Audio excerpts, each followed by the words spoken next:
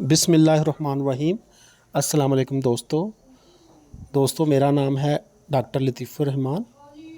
दोस्तों, आज मैं आपको डॉग्स और कैट्स में अगर क्रोनिक डायरिया हो जाए तो उसको किस तरह ट्रीटमेंट करना चाहिए, कौन सी ट्रीटमेंट अप्रोच आप ले सकते हैं, तो इसके बारे में हम बात करेंगे।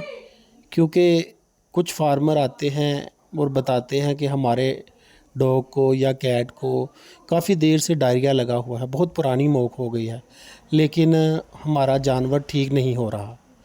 तो ये मुख्तलिफ़ ट्रीटमेंट हैं, तकरीबन 9 किस्म की ट्रीटमेंट मैं आपको बताऊंगा। तो आप अवेलेबिलिटी के हिसाब से और साइन एंड सिम्टम के हिसाब से और अपने तजर्बे के हिसाब से इन ट्रीटमेंट को आप इस अपने जानवर पे लागू कर सकते हैं। पहली जो ट्रीटमेंट ऑप्शन होती है, इसमें आप प्रोबायोटिक देते हैं। प्रोबायोटिक में जो है वो प्रिपेयर्ड एंटीबॉडीज़ होती हैं। तो ये ह्यूमन वाली साइड पे एक साशे आता है जिसको कहते हैं इनफ्लोर। ये आप एक साशे 1 कप पानी में डालकर कुत्ते के लिए, और अगर बिल्ली के लिए आपने इस्तेमाल करना है तो इनफ्लोर का आप आधा साशे इस्तेमाल करेंगे। बिल्लियों में और कुत्तों में एक ट्राइक्लोबिंडाज़ोल इस्तेमाल किया जाता है, ख़ासकर डीवर्मिंग के तौर पे। ट्राइक्लोबिंडाज़ोल का एक फ़ायदा ये है कि ये जो है डायरिया नहीं लगवाता।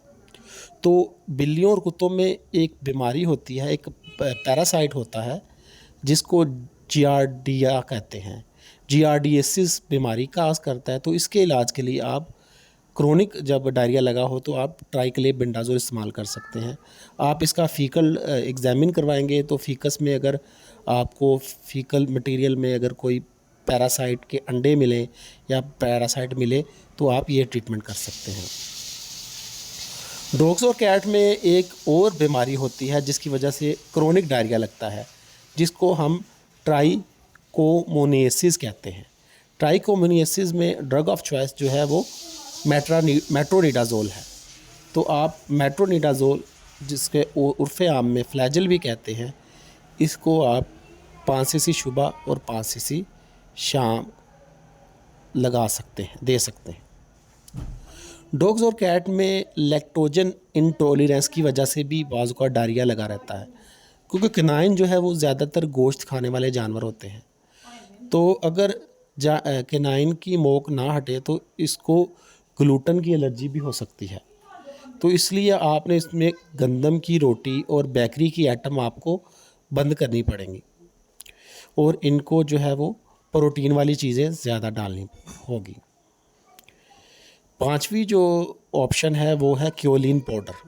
क्योलिन पाउडर जो है ये, इसको चाइना मट्टी भी कहते हैं, ये कैटल बफलो में भी इस्तेमाल होती है। तो ये आप 1 ग्राम पर किलो के हिसाब से जो है जानवर को दे सकते हैं। अगर आप इसको चावल की पिच में देंगे तो ज़्यादा रिज़ल्ट आएगा।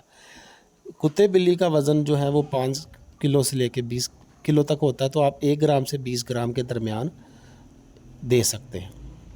जो छठी ऑप्शन है उसमें आप मलट्ठी इस्तेमाल कर सकते हैं। मलट्ठी जो है, जिसको इंग्लिश में लिकोराइस भी कहते हैं, ये तेज़ाबियत और मोक के लिए बहुत अच्छी है। 7वीं ऑप्शन जो है वो है टर्मरिक, जिसको हल्दी कहते हैं।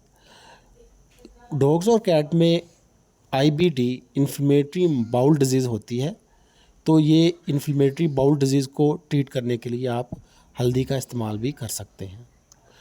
इसके अलावा आप डाइजेस्टिव एंजाइम जो है वो इस्तेमाल कर सकते हैं, और 9वें में आप विटामिन B12 भी इस्तेमाल कर सकते हैं। विटामिन B12 जो मोक परेशानी की वजह से होती है ना, बाज़ डॉग्स और कैट्स परेशान हो तो उनमें भी मोक नहीं हटती, और डाइजेस्टिव एंजाइम आप दे सकते हैं। एक सिरप आता है ह्यूमन साइड पे जिसको एप्लाज़ाइम कहते हैं। एप्लाज़ाइम जो है इसलिए अच्छा है कि इसमें डाइजेस्टिव एंजाइम भी होते हैं और विटामिन B12 भी होते हैं। वीडियो देखने का शुक्रिया। उम्मीद है कि आपको वीडियो पसंद आई होगी। अच्छा जी, अल्लाह हाफ़िज़।